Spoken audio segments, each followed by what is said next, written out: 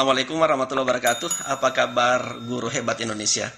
Alhamdulillah, menjelang pendaftaran PPPK tahap 3 karena sudah keluar regulasinya, kita mendengar kabar buruk tentang informasi dari Badan Kepegawaian Negara yang menyatakan bahwa tidak hanya 100 CPNS yang mengundurkan diri, tetapi ratusan pegawai pemerintah dengan perjanjian kerja atau PPPK mengundurkan diri. Jadi totalnya ada sebanyak 442 PPK yang mengundurkan diri setelah dinyatakan lulus seleksi pada penerimaan tahun 2021. Jadi rinciannya adalah 442 PPK itu terdiri dari PPK guru tahap 1 itu ada 104 orang, kemudian PPK guru tahap 2 ada 2.280 orang, dan PPK guru non-guru ada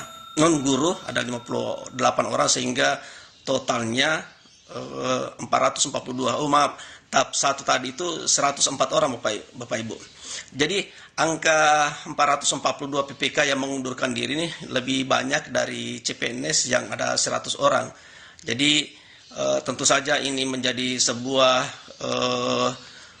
berita kurang mengenakan, dan di tahap 1 PPK guru itu Bapak Ibu, dan tahap 2 itu tentu saja menjadi warning bagi penerimaan PPK di tahap berikutnya. Dan sekaitan dengan kasus tersebut, mari kita mendengarkan Bapak Menteri Pan-RB terkait pengunduran diri PPK tersebut, dan mudah-mudahan ini menjadi perhatian kita untuk mempersiapkan diri bahwa ketika sudah lulus kita adalah ASN, kita adalah P3K, itu berpikir untuk apa yang bisa diberikan kepada negara, bukan apa yang bisa diterima dari negara. Mari kita dengarkan ucapan dari Pak Menteri kita. Menjadi PNS adalah sebuah panggilan pengabdian terhadap tanah air, bangsa dan negara Indonesia, di mana prinsip pengabdian adalah apa yang dapat saya berikan kepada negara, bukan sebaliknya apa yang diberikan negara kepada saya. Konsekuensinya, salah satu mungkin penghasilan dianggap relatif kecil dibanding pegawai swasta atau kita berwira swasta.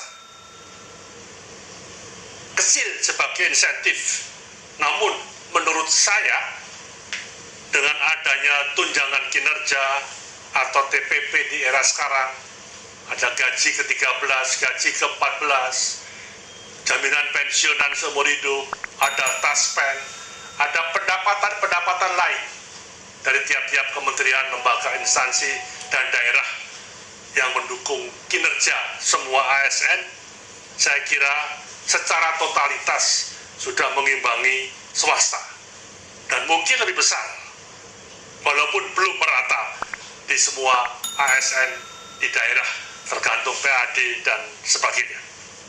Seiring dengan waktu dan jiwa pengabdian sebagai ASN semakin terasa menurun. Ini tantangan yang harus kita tingkatkan, pengabdian yang harus lebih kita utamakan.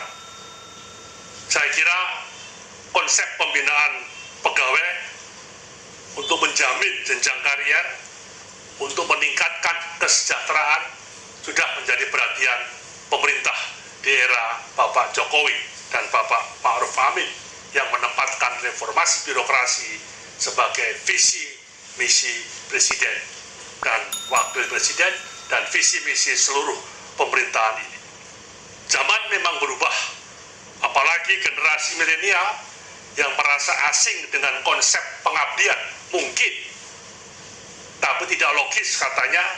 Kini kita menjadi tantangan bersama untuk kita renungkan dan mereformulasikan kembali strategi pembinaan karier PNS yang tetap memberikan dorongan tumbuh dan berkembangnya jiwa pengabdian kepada bangsa dan negara, dan kembali mengemakan nasionalisme yang kokoh bagi mereka generasi milenial khususnya, yang ketika lahir di depannya sudah ada misalnya kalkulator, tertata rapi sebuah komputer, dan aplikasi-aplikasi akuntansi yang siap dipelajari bak sebuah ideologi yang ada.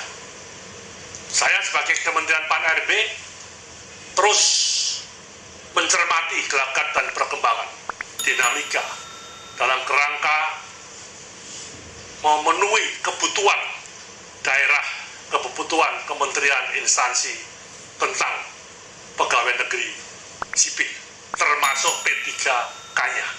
Sehingga ASN di negara kita ini harus bisa semakin inovatif, semakin praktis, semakin mampu beradaptasi, semakin mampu berkolaborasi, sehingga birokrasi yang panjang harus bisa menjadi pendek, kemudian tata kelola melayani masyarakat dan perizinan bisa terwujud dengan baik, dan sistem-sistem kepegawaian ini akan bisa kita laksanakan ke depan untuk semakin efektif dan efisien.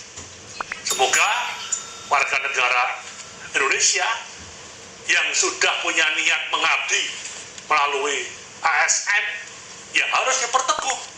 Jangan hanya karena dilihat dari satu sisi penghasilan misalnya. Saya kira di negara manapun tentu ada terus upaya-upaya meningkatkan kesejahteraan bagi ASN-nya, karena birokrasi adalah ruang atau bagian yang paling terpenting dari sebuah pemerintahan dalam kerangka untuk melayani masyarakat.